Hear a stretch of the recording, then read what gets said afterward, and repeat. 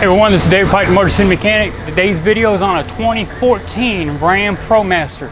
Show you step by step how to remove the headlamp assembly and what you need to do to make sure you don't cause any damage to the trim pieces that go directly below it. Just follow the steps, you should be alright.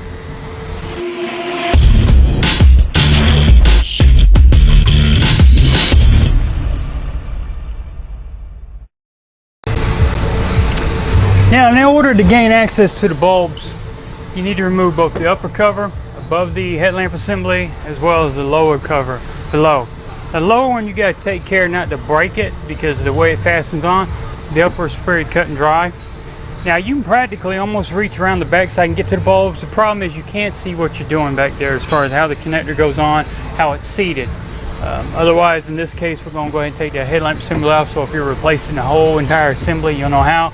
And also we'll get access to that bulb so it'll be easier to see. Now there's actually two Phillips screws right here that hold this upper panel off. I've already started backing them out.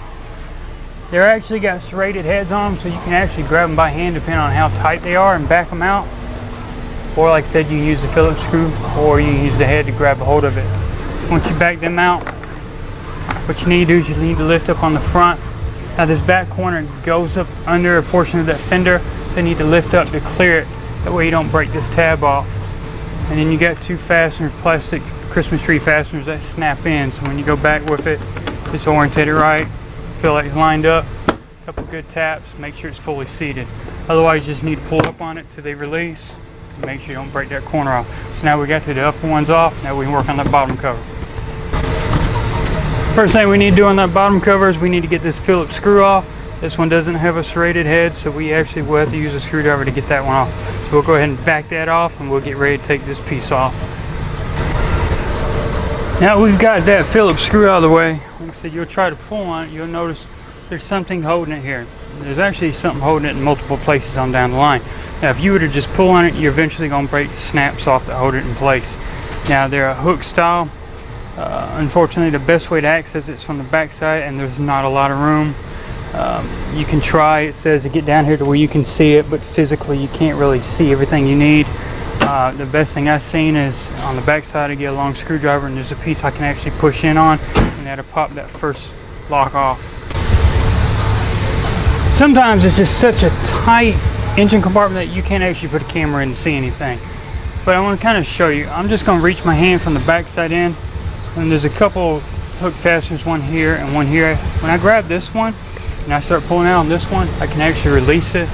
I can reach in from the back side, get about in the same location up under here. I'm just kind of feeling, and I squeeze in, and when I squeeze in, I can get it off. There we go.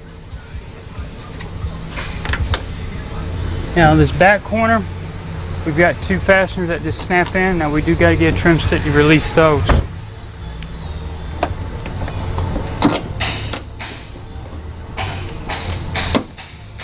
And we got to make sure we remove the metal clips that stayed in the body, and we got to put them back on the panel. Now here's the pieces that you got to release. If you look real close here, you can actually see here's one of them here, there's one of them there. And you got to kind of reach around from the back side to gain access to them. If you can get to this one, great, but where it's located, there's sheet metal in here preventing you. Now this one over here, you can actually reach from inside. If you look, you can actually see my hand coming through. That's how I was able to reach that side. This side right here is a little more difficult, but if you get this one and you pull just right, you should be able to release it without any problem. Now with the upper cover off and the lower cover, we can get access to the bolts holding the headlamp assembly in. Now we've got the upper 10mm right here. We're going to take that off. We got two 10s, one right here near the outside edge, and one more right here.